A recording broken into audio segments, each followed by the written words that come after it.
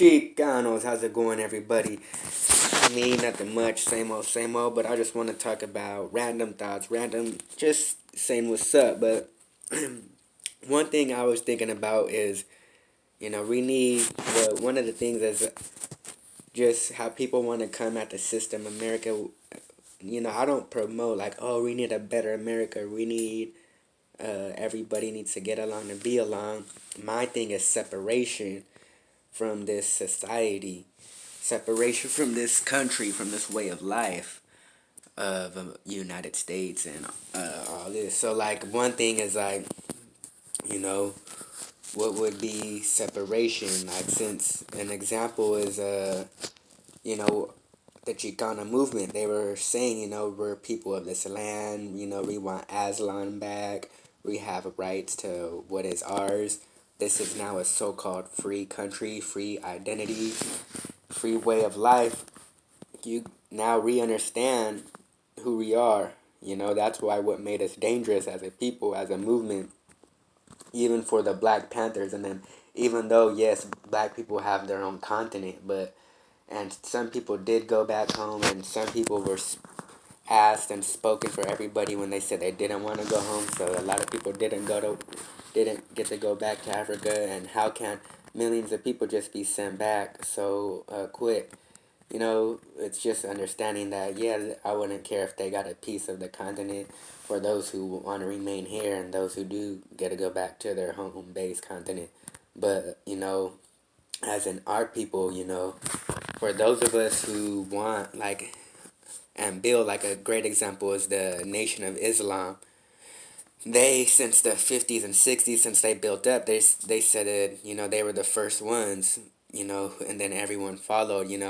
We have a group of people, we have this, we built some resources for ourselves. We need, like, we got the right minds. Now give us better resources for us to be able to have our own piece of the pie, our own nation.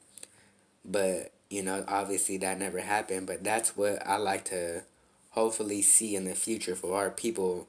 And as you as a person have kids and teach people around you, what do I believe? I believe in separation for our people of the United States. I'm not afraid to be like, I'm not an American to people. A lot of people are uncomfortable about the truth and reality of facts and history and society of this world.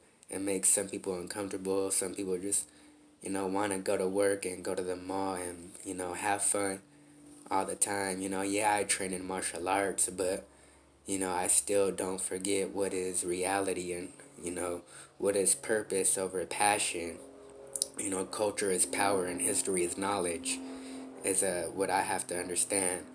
And, like for an example, is, when I talk to people, and that's what I keep it real with, especially like if I talk to Caucasian people, if we happen to get into conversations, I tell Caucasian people how I believe, if, what is, the United States in my point of view. And, most of them understand the logic. And if they happen to, and you'll know what type of Caucasian person they're in, the way they accept it, if they want to argue about it, or if they accept the facts for the way it is. But yeah, it may seem cool with it, but maybe they do like their privilege, and they're like, damn, I wouldn't want to see that. But, you know, that we should. I remember talking to one guy at work. He's like, man, he's a Caucasian guy. He's like, white people ain't gonna do shit, bro. He's like, they don't care. I'm like, basically, too, he's saying, instead of him saying he don't care, he like put it as a re. But, he basically don't care either as a point of view. He don't care about what is real and what is facts and helping people. So, if I were to have, that's, for me to know Caucasian people, they have to really be, they would have to be uncomfortable with me speaking the way I am, against the truth. And I do got Caucasian friends on my Facebook, and I promote, all this cultural heritage, the truth against what is America and the corruption of America. And, I don't gotta be thankful for the military. It's freedom, like what? I understand what the military is.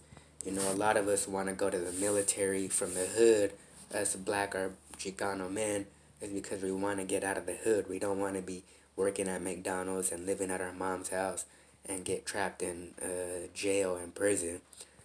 And you know, so, and we do get caught up in being an American, proud American. Eventually, if you've been in the military for so many years, you're just American. You're going to accept being a soldier in what is America if you don't understand and never really learn your history and true identity. But, I mean, you know, for, you know, me, uh, like an example of language barrier of me not being able to speak to Chicanos or Mexicans that don't speak English. You know, I remember one way is for us to crack that with knowing Nawa. You know, for an example, I have people before that said, you know, I should know Spanish to be able to communicate with others. But, you know, a lot of our people I know growing up came here and they don't care to learn English because they just want to be a true Mexican and stay solid and just speak Spanish. We know many of older Mexicanos that don't care to speak English when they come here.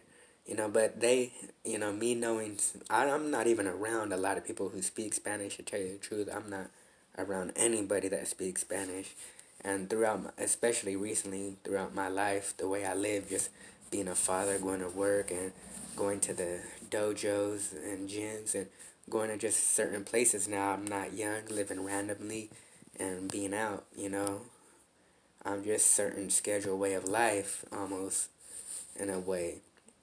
But growing up, when I'm more younger, you know, it varied throughout having homies and family that speak Spanish and to be able to learning. So, you know, one way I always promote speaking now or learning now, but, you know, it's because some of those Mexicans who don't care to learn English, you know, I don't speak Spanish, let's learn Nawa, let's crack that language barrier right there, you know. And outsiders won't know our language, you know. This is the way we promote indigenous native identity, because to me, you could learn English as much as I could learn Spanish, especially if you're coming over here to the United States. You're going to have to learn English if you're going to want to work and move around. And that's, like I said, you want to be one of those ones that we've known or do know right now who never care to learn English. And I don't care, I just want to speak Spanish. You know, you could, to me, they could learn English as much as I can learn Spanish. And especially, I don't even go to Mexico. I'm not planning on ever going to Mexico to live there. And, you know, the way my life is, who knows, you know, of me. You know, like, I'm not around a lot of people who even speak Spanish. If you speak English, you're getting the real details, real identity, history. Not like a lot of people who come to what is America, the United States. I like talking to them because they like to talk culture. They want to know your cultural background. And I tell them the real. You know, I'm Chicano, not Latino, not Hispanic. I'm a people of this continent. You know, I love talking like that. And a lot of that times that makes people feel uncomfortable. A lot of people don't care for the truth and real.